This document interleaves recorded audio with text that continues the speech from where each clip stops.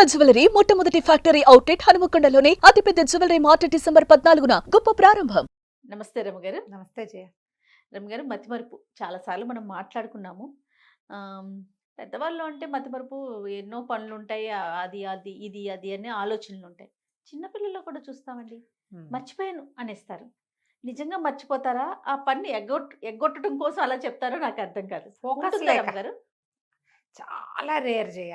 మనలాగా మతిమరుపు వచ్చి ఏదైనా జ్ఞాపక శక్తి కోల్పోయేది పిల్లల్లో సాధారణంగా ఉండదు. తక్కువే. వాడు ఆ పని చేయకుండా మర్చిపోయాను అన్న మాటని తీసుకుంటాడు. అది మన దగ్గరే నేర్చుకుంటాడు వాడు. నిజం. వాడు ఎందుకు చేయలేదు, అది ఎందుకు చేయలేదు అంటే వాడు అలా కాదు, నేను వేరే దాంట్లో ఉండి ఇది చేయలేదు అని నిజాయితీగా పిల్లలు చెప్పరు. నేను అది చేస్తున్నాను, ఇది చేయలేదు అని చెప్పరు. ఈ మర్చిపోయాన పదం మన దగ్గరే నేర్చుకుంటారు. మనమే ఓకే. చెప్తుంటాం ప్రతిదీ. మర్చిపోయానురా అని. ఆ మర్చిపోయాను అనేది మనం మర్చిపోతాం, వాడు గుర్తుపెట్టుకుంటాడు. సందర్భాన్ని బట్టి వాడేస్తుంటారు. వాడేస్తారు. అవకాశం వచ్చినప్పుడు వాడేస్తారు. ఎక్కువగా మర్చిపోయాను వాడతారు. సరే, పిల్లల్లో అది న్యాచురల్గానే ఉంటుంది. అది ఎక్కువగా ఉంటే వాడు ఎలాంటివి ఎగ్గొడుతున్నాడో మొదట గమనించాలి మనం. హుహు. ఏమేం మర్చిపోతున్నాడు వాడు.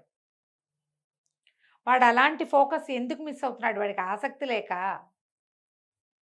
చేయటం ఇష్టం లేక, నీ మాట వినటం ఇష్టం లేక, వేరే వేరే ఇతరత్ర కారణాలు ఏమైనా ఉన్నాయా అనేది ప్రత్యేకంగా గమనించాలి జయ. హ్మ్. ఎంత చదివినా రాదంటారు. చదివింది మర్చిపోవటం. గుర్తుండేలాగా చదవట్లేదా ఒకటి, లేదా వాడికి ఇంకేదైనా కారణాంతరాలు ఉన్నాయా? గుర్తుంది చదివింది మర్చిపోతున్నాడు. ఎగ్జామినేషన్లో గుర్తు రావట్లేదు అని చెప్తాడు అనుకోండి. పిల్లాడికి స్ట్రెస్ ప్రాబ్లం ఏదో ఉంది, యాంగ్జైటీ ఉంది, వాడికి ఎగ్జామినేషన్ టెన్షన్ ఉంది. మందేయించండి దానికి. హ్మ్. ఎగ్జామినేషన్ టెన్షన్ పోగొట్టడానికి మందులు ఉన్నాయి, కౌన్సిలింగ్లు ఉన్నాయి. ఆ ఎగ్జామ్ని ఇంట్లో ప్రిపేర్ చేసే విధానం ఉంటుంది. ఆ పేపర్ని అక్కడ హ్మ్. వాడు సర్కమ్స్టాన్సెస్కి భయపడతాడా? పరిస్థితులకి, టీచరు ఒక ఖాళీ దానికా, లేకపోతే పక్క వాళ్ళకంటే మార్కులు తక్కువ వస్తాయని టెన్షన్ పుట్టిందా? కొంతమందికి ఎగ్జామ్స్ టైంలో మోషన్స్, వామిటింగ్స్ అలాంటివి ఉంటాయి. అవును. ఉంటుంది. యాంగ్జైటీ న్యూరోసిస్ అది అయి ఉంటుందా? హ్మ్. ఇది మీరు తెలుసుకోండి. వాడు అన్ని ఊరికే ఎగ్గొడుతున్నాడని ప్రతిదాన్ని ఆలోచించద్దు. ఎగ్గొట్టడం పెద్ద కారణమైతే ఇంకేదైనా కారణం ఉండే అవకాశం ఈ రోజున డెఫినెట్గా ఉంది. పిల్లలు కొన్ని విషయాల్లో మందబుద్ధిగా ఉంటారు, కొన్నిట్లలో యాక్టివ్గా ఉంటారు. హ్మ్. మీరు గమనించండి, వాడు ఎలాంటి విషయాల్లో యాక్టివ్గా ఉంటున్నాడు, ఎలాంటి విషయాల్లో మందబుద్ధిగా ఉంటున్నాడు. ఓకే. ఇప్పుడు చదువు విషయంలో మందంగా ఉన్నాడు, వాడికి మ్యాథ్స్ రావు. హ్మ్. మ్యాథ్స్ రాని వాడికి ఆటోమేటిక్గా ఫిజిక్స్ రాదు. హ్మ్. ఓకే. కొంతమందికి లాంగ్వేజ్ స్కిల్స్ సమస్యలు ఉంటాయి. వాడికి తెలుగు, ఇంగ్లీషు, హిందీ 3 రావు, లాంగ్వేజ్ రాదు. డిస్లెక్సియా అంటారు. ఒక అక్షరానికి ఇంకో అక్షరం చెప్తారు. చచ్చినా ఆ అక్షరాన్ని అక్షరంగా గుర్తుపట్టలేరు, హ్మ్. చాలా తడువుకుంటే కానీ. అవన్నీ గమనించుకోవాలి. అవన్నీ ఎవరు చేస్తారు అంటే వెనకాల ప్రశ్న ఉంటుంది. ఏమమ్మా, మనకేమైనా 25 మంది ఉన్నారా పిల్లలు? అంతేగా. లేదు. ఇదివరకట్లాగా హెల్ప్ లేని నిస్సహాయమైన స్థితిలో ఉన్నామా? అది అస్సలు లేదు. కాదు. డాక్టర్ దగ్గరికి వెళ్ళలేము, డాక్టర్లను పట్టుకోలేము, స్పెషలిస్ట్ దొరకని కాలమా ఇది? కాదు. ప్రతి విషయానికి 25 మంది స్పెషలిస్టులు మన ఊళ్ళోనే దొరుకుతారు. సెకండ్ ఒపీనియన్, థర్డ్ ఒపీనియన్ ఇన్ని తీసేసుకుంటున్నాం గదా! మినిమం 25 డాక్టర్స్ దొరుకుతారు, ఎక్స్పర్ట్స్ దొరుకుతారు మనకి హ్మ్. కదా. ఎంత సమాచారం లభిస్తుంది పిల్లల్లో, ఈ రకమైన లక్షణం ఉంటే ఇది అనే సమాచారాలు కూడా లభిస్తున్నాయి కదా అవును మనకి. రమ్మగారు. వాడుకోండమ్మా. ఎంతసేపు ఇన్స్టా రీల్స్ చూసి, యూట్యూబ్ వీడియోలు చూసి, వాళ్ళు నగలేం కొనుక్కున్నారు, వీళ్ళు బట్టలేం కొనుక్కున్నారు, వాళ్ళు ఎక్కడ షాపింగ్ చేశారు, వాళ్ళ ఇంట్లో ఎలాంటి పువ్వులు అలంకారం చేసుకున్నారు, ఇలాంటి పిచ్చ కాకుండా వాడు అవన్నీ చెయ్యండి. పిచ్చకి పోవద్దన్నీ చూస్తాం మనం, చూడాలి, ప్రపంచాన్ని తెలుసుకోవాలి. అదే పిచ్చి కింద ఉండి ఈ పిల్లాన్ని ఏదో స్కూల్కి పంపిస్తున్నామని, అన్నం పెడుతున్నామని, వేళకి పడుకోబెడుతున్నాం, బలానికి మందులు వేసామని కాల్షియం వేయటము అవేవి మంచివి కాదమ్మా. మీ అంతటి మీరు హ్మ్. అది వేయకూడదు. అవును. డాక్టర్ దగ్గరికి ఆ వెళ్ళాల్సిందే. కాల్షియం డెఫిషియన్సీ ఉందంటే డెఫిషియన్సీ ఉండకుండా ఉండే మార్గం చూసుకోవాలి. అంతేగాని టాబ్లెట్లు తెస్తాను ఈజీగా దొరికేస్తున్నాయని వేసేసుకోకూడదు. మీరు వేరే విషయాల్లో పిల్లాన్ని చదువు కూర్చోబెడితే వాడు ఏం చేస్తున్నాడో చూడండి. చాలా మంది జయ, నేను చూస్తాను కదా, అట్లా ఏవో ఒక రీల్స్లో పడిపోతూ ఉంటారు. హ్మ్. పిల్లల్ని పెట్టేయడం, వీళ్ళు ఇక్కడ ఉంటాం. లేకపోతే ఇంత యూట్యూబ్లో ఇన్ని లక్షల వ్యూస్ ఎలాగొస్తాయమ్మా? అంతేగా. బట్టలకి, బంగారాలకి చూస్తున్నాం కదా. కాసేపు కాలక్షేపానికమ్మా. మీ ముఖ్యమైన పని మీ జీవితం పిల్లలు. అవును. వాళ్ళకి మీరే జీవితం. చటుక్కున మనం ఏదైనా కాస్త పెద్దయ్యాక అటు ఇటు అయిపోతే పిల్లాడు ఎట్లా బతుకుతాడు? ఫోకస్ లేకుండా. మనకి ఫోకస్ పోవడానికి కారణం మన ఫోనే. ఉమ్, వాడి ఫోకస్ పోవడానికి కారణం కూడా వాడి ఫోన్ ఏమో గమనించండి. ఫోన్‌లో ఎక్కువసేపు ఉండనివ్వద్దు పిల్లల్ని. రకరకాల బోర్డ్ గేమ్స్ ఉన్నాయి. బయటికి పంపించండి.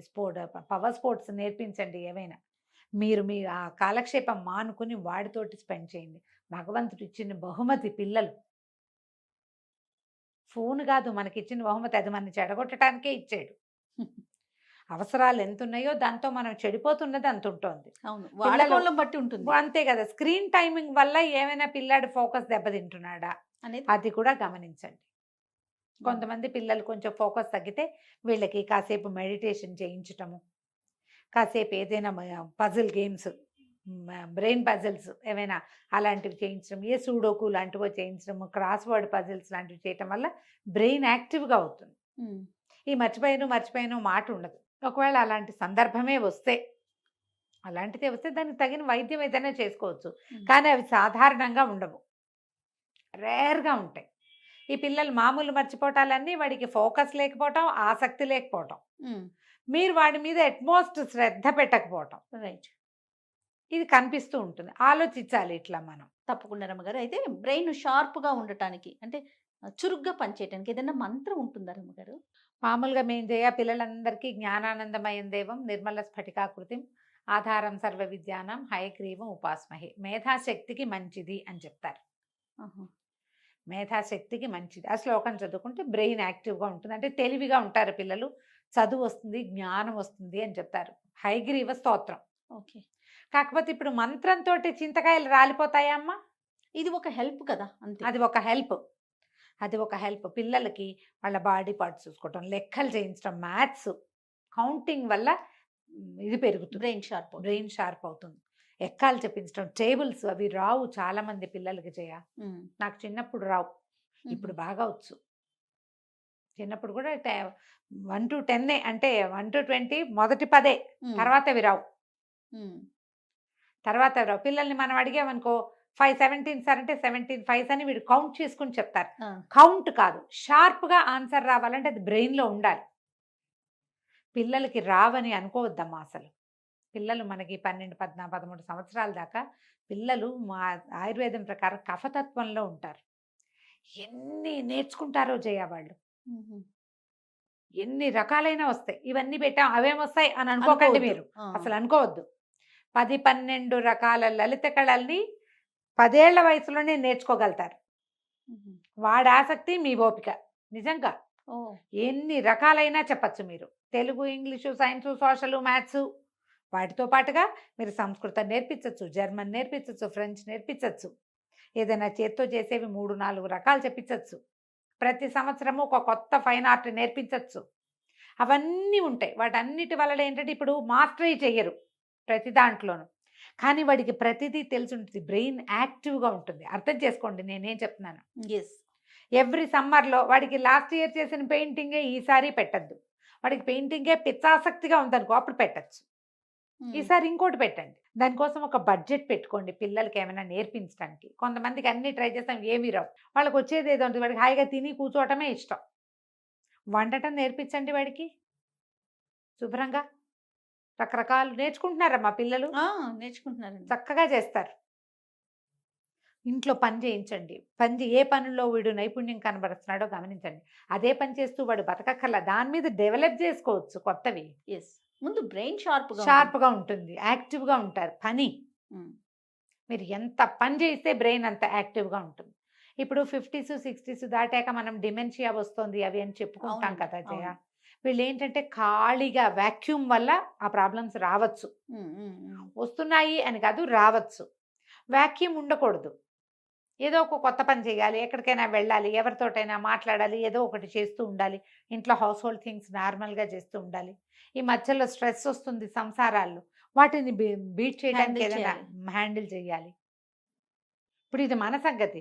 పిల్లల్లో అలా కాదు కదా. అవును, పిల్లవాడికి స్ట్రెస్లు ఉంటాయి. అమ్మా నాన్నలు కొట్టుకోవటం, అమ్మ మీరు పోట్లాడుకోవటం, మీ ఇన్లాస్ తోటి పోట్లాటలు, పెద్దవాళ్లతో మీరు సయోధ్యగా లేకపోవటం, చుట్టుపక్కల వాళ్ళతో ఎక్కువగా పోట్లాడే పేరెంట్స్, చుట్టుపక్కల వాళ్ళతో ప్రతి చిన్నదానికి తయ్యమని లేస్తారు చూడు, వాళ్ళ పిల్లలకి అసలు హెల్దీ అట్మాస్ఫియరే ఉండదు వాళ్ళ ఇంట్లో.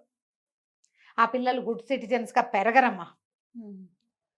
ప్రతి చిన్నదానికి పోట్లాడతారు, మీరు పోరాడుతూ ఉంటారు. ఎందుకంత ఉంది. ఒకళ్ళనొకళ్ళు అంత ఇంటాలరెన్స్ ఎందుకు, అంత భరించలేని తనం ఏంటి కదా? అలా అవును. ఆలోచించండి. మీ మీ తాలూకు ప్రవర్తన లోపాల వల్ల కూడా పిల్లల్లో అభద్రతా భావాల వల్ల కూడా ఫోకస్ పోతోందేమో. ఎస్.